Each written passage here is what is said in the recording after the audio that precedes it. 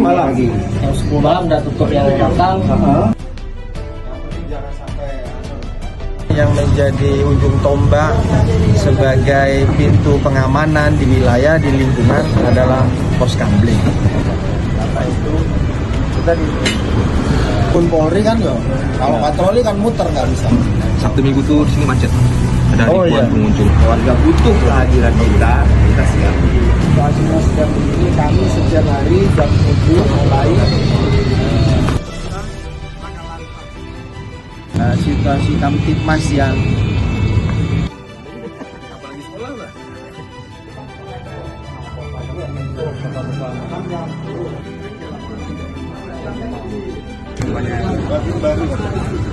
Tadi saya Pak, ada jaga kesehatan. Ya Pak. Ya.